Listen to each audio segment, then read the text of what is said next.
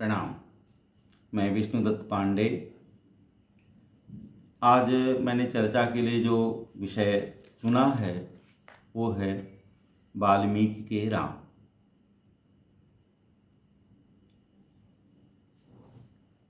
वाल्मीकि के जो राम हैं वो आज हमारे चित्त में राम का जो चित्र है उससे कुछ अलग है।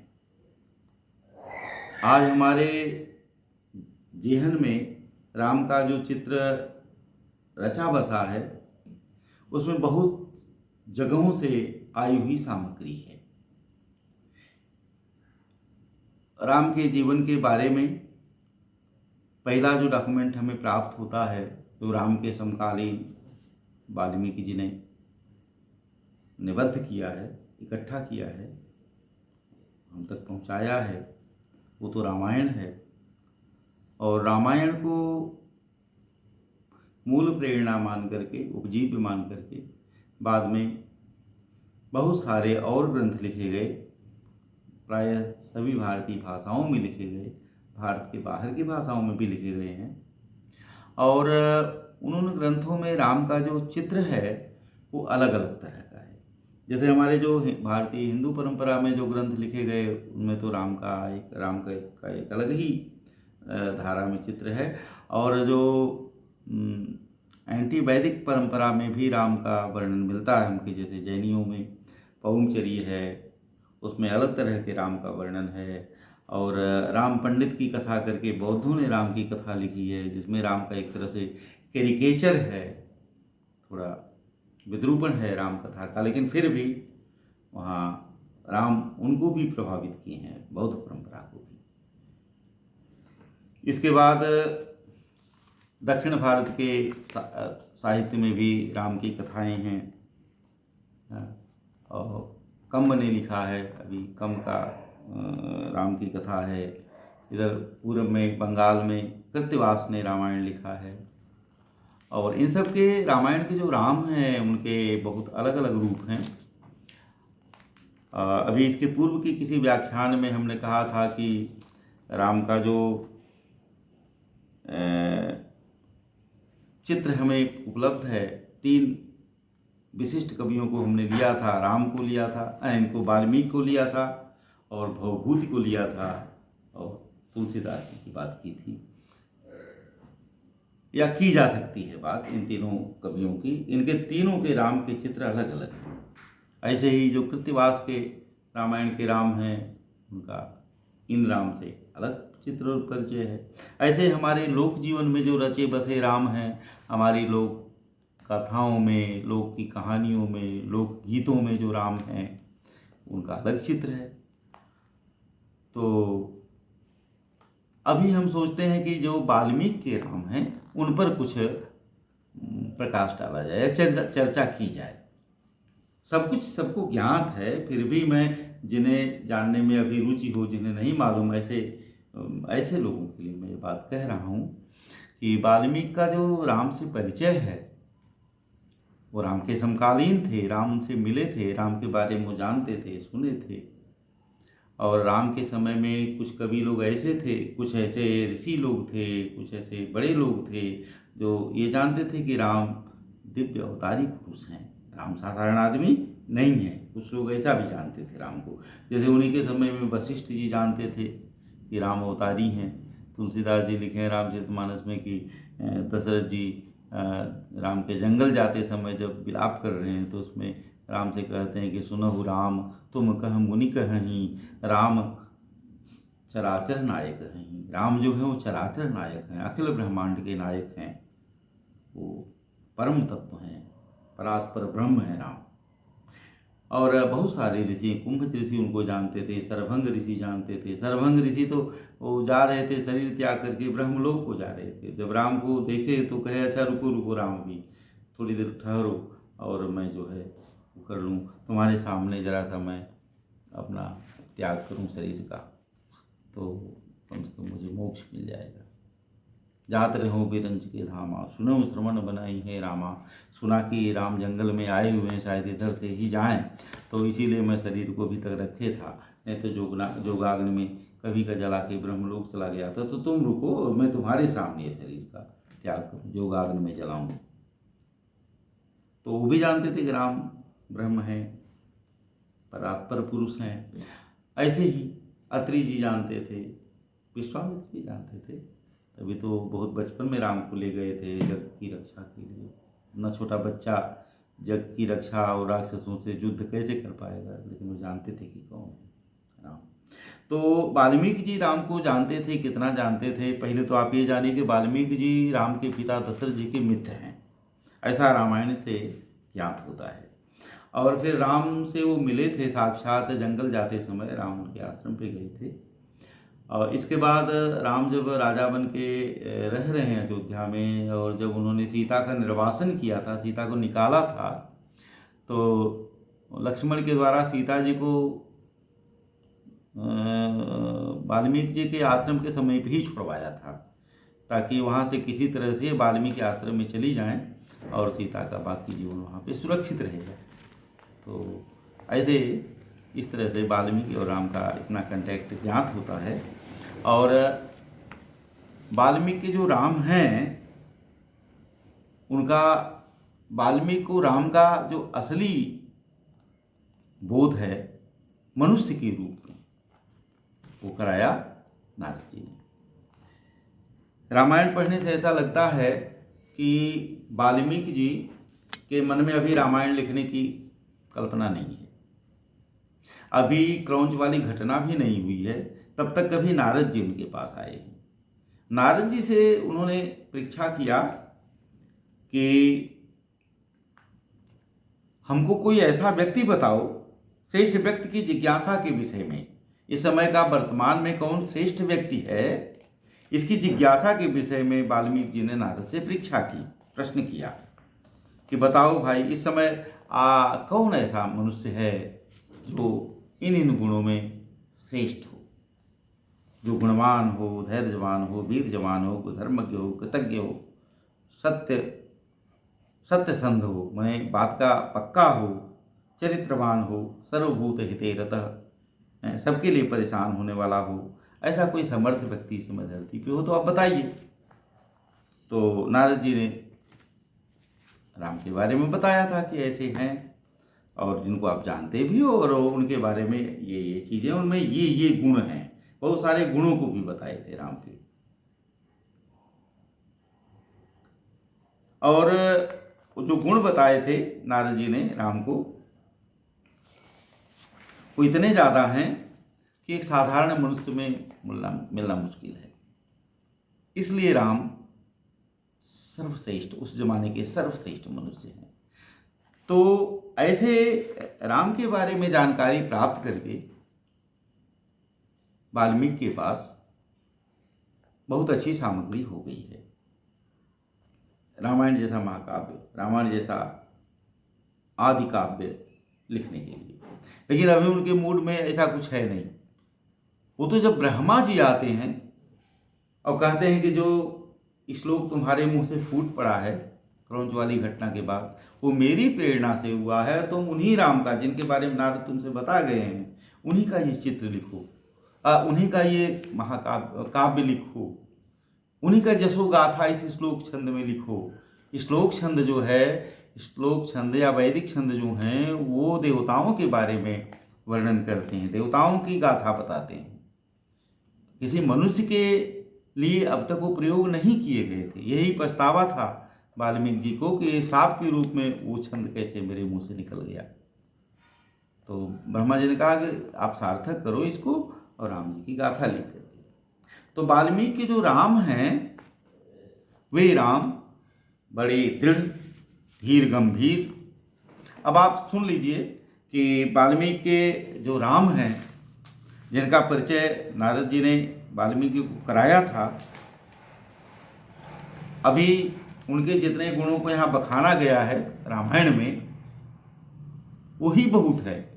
उनमें से कुछ को नारद वाल्मीकि के संवाद में कितने गुणों की चर्चा है, केवल मैं उसका वर्णन कर रहा हूँ। राम के गुण अनंत हैं, इतने अनंत हैं कि कहा जाता है कि लिखत यदि गृहीत्वा शारदा सर्वकालम तदपि तो गुणानामीश पारम न जाती। उनके गुणों का पार नहीं मिल सकता है। सरस्वती सदैव लिखती रहें बैठ के कागज कलम लेके। तो नारद जी ने जो नाम लिया राम के बारे में, राम का परिचय दिया वाल्मीकि को, वाल्मीकि के जो राम हैं नारद जी के द्वारा इंट्रोड्यूस किए जाएंगे और जिनके उसी इंट्रोडक्शन के अनुसार उन्हीं गुणों को वाल्मीकि जी रामायण में निबद्ध करेंगे, चित्रित करेंगे, अंकित करेंगे। ऐसे हैं राम वाल्मीकि। तो एक जरा सा हल्का सा खाका लेना चाहिए।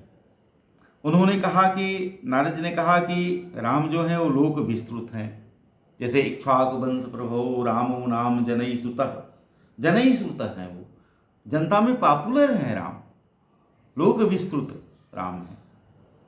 तो हम संस्कृत के श्लोक न पढ़ के हम उन श्लोकों में जो राम की विशेषताएं आई हैं उन्हीं का वाचन किए देते हैं। यही बहुत ज़्यादा समय ले लेगा कि राम लोक विस्तृत हैं, नियत आत्मा हैं।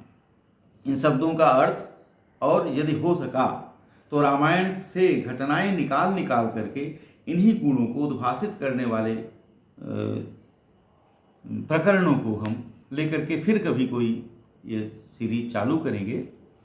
तो अभी तो बताया जा रहा है कि राम जनई श्रुतः, जनता के द्वारा पॉपुलर हैं, नियतात्मा हैं, महावीर्य, वीर्य माने बल होता है, महाबलशाली, द्युतिमान आभावान हैं, धृतिमान धैर्य, धृति माने धैर्य, धृतिमान हैं, वशी हैं, वशी माने बस में अपने को रखते हैं, सेल्फ कंट्रोल्ड हैं, बुद्धिमान, नीतिमान, वाग्मी, वाग्मी माने अच्छा वक्ता, श्रीमान, शत्रुहंता, शत्रु निवारण, शत्रुहंता है वो, विपुलांश, चौड़ा कंधा है उनका, उभरा हुआ चौड़ा कंधा, विपुल कंधा वाले हैं, महाबाहु हैं, लंबी बढ़िया बाहु है उनकी, बाहु इसको कहते हैं भुजा को।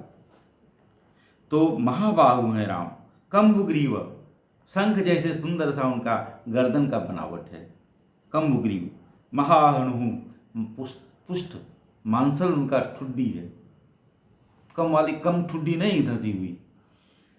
इसके बाद महोरस्क, महाउरस्क, उर माने होता है हृदय, छाती उनकी उभरी हुई है, विशाल है, विशाल छाती वाले, महाप्राण है, महेश्वासु, महेश्वासु माने महाप्राण, माने बहुत दम वाले हैं, सांस जो लंबी चढ़ा सके, दम जिसमें ज़्यादा हो।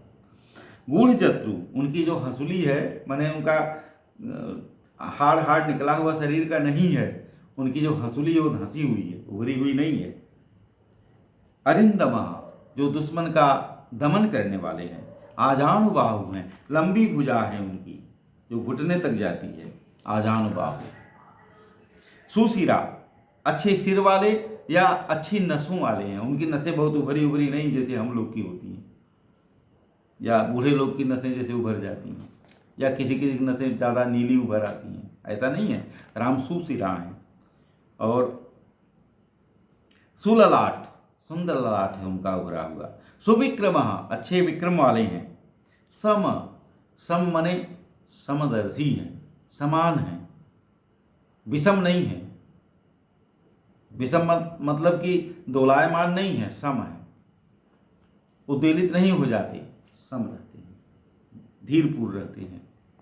इसके बाद सम विभक्तांग, उनके अंग अच्छे स्पष्टतः निकले हुए हैं, सम विभक्त हैं, एक तरह के, जैसे ये हाथ वैसे ये, जैसे ये उंगलियां वैसे ये उंगलियां, जैसे ये कान वैसे ये कान, टेढ़ा मेढ़ा नहीं उनका अंग शरीर का। सम विभक्तांग, स्निग्ध वर्ण, चिकना वर्ण है राम का, प्रतापवान है वो। पीन वक्ष, चौड़ा छाती वाला, माने 56 इंच वाला सीना। विशालाक्ष, विशाल आंखें हैं जिनकी। शुभ लक्षण, धर्मज्ञ हैं, जो धर्म के जानकार हैं। सत्यसंध हैं, बात के पक्के हैं। प्रजा हिते रतः, प्रजा के हित में रत रहते हैं। जो यशस्वी हैं, जो ज्ञान संपन्न हैं, जो सूची हैं, पवित्र आत्मा हैं, जो जितेंद्रिय हैं, जो समाधिमान हैं, माने एकाग्र चित्त कर लेते हैं जो राम। और प्रजापति जैसे श्रीमान हैं, प्रजापति समः श्रीमान। धाता रिपुनसूदन, जो ब्रह्मा जैसे हैं, रिपुनसूदन विष्णु जैसे हैं, जो जीवलोक के रक्षक हैं, रक्षिता जीवलोकस्य धर्मस्य च रक्षिता, जो धर्म के रक्षक हैं, स्वधर्मस्य च रक्षिता, जो अपने स्वधर्म के रक्षक हैं, जो स्वजन रक्षक हैं, वेद वेदांग के तत्वज्ञ हैं राम, धनुर्वेद के कुशल हैं, सभी शास्त्रार्थ के तत्वज्ञ हैं, जो स्मृतिमान हैं, माने जिनकी मेमोरी बड़ी तेज है, जो प्रतिभावान है, सूझबूझ वाले हैं राम, जो सर्वलोकप्रिय हैं, जो साधु हैं, जो अधीन आत्मा है, मरियल आत्मा के नहीं है, अधीन दीनहीन नहीं है राम, मनस्वी हैं, अधीन आत्मा, जो विचक्षण है, विलक्षण है राम, और जो सज्जनों से घिरे रहते हैं। जैसे नदियां समुद्र की तरफ जाती हैं, ऐसे ही सज्जन लोग राम से मिलने के लिए आया जाया करते हैं, जो घिरे रहते हैं सज्जनों से, जो आर्य हैं, श्रेष्ठ जन हैं, जो सर्वसम है, सब में समान भाव रखने वाले हैं, सदैव प्रिय दर्शना, ऐसा नहीं कभी रूखा मुंह बना लेते, कभी अच्छा लगते हैं, नहीं, जो सदैव प्रिय दर्शन है, सदैव सुंदर हैं राम, जो समुद्र जैसे गंभीर हैं, जो हिमालय जैसे धैर्यवान हैं, जो बलबीर्ज में विष्णु जैसे हैं, जो चंद्रमा जैसे सुंदर लगते हैं और देर तक देखने लायक हैं, क्रोध में कालाग्नि जैसे हैं, जो अक्षमा में पृथ्वी जैसे हैं। देखिए पृथ्वी सबको सहती है, मूर्ख को, विद्वान को, लंगड़ा को, लूला को, और सब सुंदर को, संत को, दुष्ट को, सबको सहती हैं, अनाड़ी को, कुशल को, सबको सहती रहती हैं पृथ्वी, सब उनको गंदा करते रहते हैं तब भी सहती हैं। तो जो सहनशीलता में, क्षमा में पृथ्वी जैसे हैं और त्याग में कुबेर जैसे हैं, सत्य में लगता है कि धर्म के ही अवतार हैं, इतने बड़े सत्यवान है राम, और जो पराक्रम में सत्य पराक्रम है, प्रजाहिते रतः, जो प्रजा के हित में लगे रहते हैं, जो श्रेष्ठ गुणों से युक्त हैं ऐसे राम, जो सुमुख हैं, हरदम प्रसन्न रहते हैं, सुमहाजस हैं, जितेंद्रीय हैं, राजीव लोचन हैं, कमल जैसे लाल आंख वाले हैं, सुंदर लगने वाले हैं, ऐसे राम। और यह जो राम का विवरण है, इसी के अनुसार वाल्मीकि जी ने ध्यान लगा करके राम के गूढ़ चरित्रों का समाधि में दर्शन किया और उनको ज्यों का त्यों उतारने की कोशिश की। तो वाल्मीकि के जो राम हैं, उनके बारे में जो कुछ भी हमें उपलब्ध होता है वो एकदम ऑथेंटिक है, रियल डिस्क्रिप्शन है राम का। क्योंकि राम का हसितम भासितम चैव गतिर्जावच्च चेष्टितम तत्सर्वं धर्मवीर्येण यथावत् प्रपश्यति, और उसको अपने ध्यान योग से वाल्मीकि ने उनका हंसना बोलना, उनकी चेष्टाएं, उनकी गति, सब कुछ जान करके ज्यों का त्यों लिखा है। तत्सर्वं तत्तो ज्ञात्वा, उस सब को जान करके तत्वतः धर्मेण स महामति, समाधि के द्वारा वो महामति वाल्मीकि जान करके अभिरामस्य रामस्य तत्सर्वं कर्तुमुद्यतः, उन सर्वप्रिय अभिराम राम का चरित्र वाल्मीकि जी ने लिखा। तो रामायण पढ़ने के बाद राम की जो छवि हमारे दिमाग में बनती है, जिसका हल्का सा अभी हमने यहाँ पे झांकी, हल्की सी झांकी आपके दिमाग में प्रस्तुत की है, वह जो राम है, आप पाएंगे कि भवभूत के राम कुछ अलग हैं, तुलसीदास जी के राम की अलग छवि है, हमारे लोकमानस में जो राम है उनकी कुछ अलग छवि है, और आजकल रामायण इत्यादि जो सीरियल बन गया है जिसमें अरुण गोविल जी राम बन गए हैं, तो ये हमारी कल्पना के लिए रेडीमेड एक राम तैयार करके दे दिया गया है, उनकी छवि उभरती है राम के रूप में। और अभी जो आदि पुरुष के एक नए ढंग के राम आए हैं, जो एकदम अपडेट लगते हैं, आजकल के आधुनिक राम लगते हैं, वो राम भी हैं। तो इन राम के विभिन्न चित्रों में वाल्मीकि के जो राम हैं वह राम ज़्यादा ऑथेंटिक हैं, उनमें ज़्यादा ऑथेंटिसिटी है रामायण के डिस्क्रिप्शन में। और हमें जो राम का आदि चित्र बनाना हो, राम का चित्र अगर अपने दिमाग में रखना हो आदर्श के रूप में, मॉडल के रूप में, कि ऐसे ही बाद के लोगों को भी राम को अंकित करना चाहिए, जैसे आज के आदि पुरुष वाले को भी रामायण एक बार पढ़ना चाहिए था, तो ऐसे वाल्मीकि के राम हैं।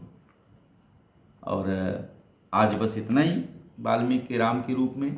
आगे हम ये देखेंगे कि वाल्मीकि के जो राम हैं वो हमें किन किन रूपों में दिखेंगे, या हम उनका किन किन रूपों में अनुशीलन कर सकते हैं।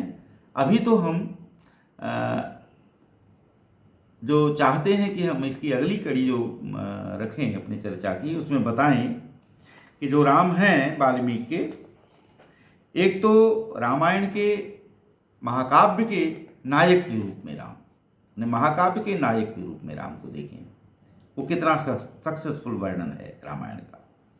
और दूसरा जो है पुरुषोत्तम राम, राम को श्रेष्ठ पुरुष के रूप में वाल्मीकि ने अंकित किया है, तो कितना कर पाए हैं, कैसे किए हैं, क्या है उनके मानदंड, क्या है, इस पर थोड़ा सा चर्चा हो जानी चाहिए। और जो लोग राम को ईश्वर मानते हैं, तो देखा जाए कि वाल्मीकि के जो राम हैं, क्या वो ईश्वर राम हैं, क्या वो विष्णु के अवतार हैं, क्या वो परम पुरुष के अवतार हैं, इस पर थोड़ी सी चर्चा आगे समय मिला तो करेंगे।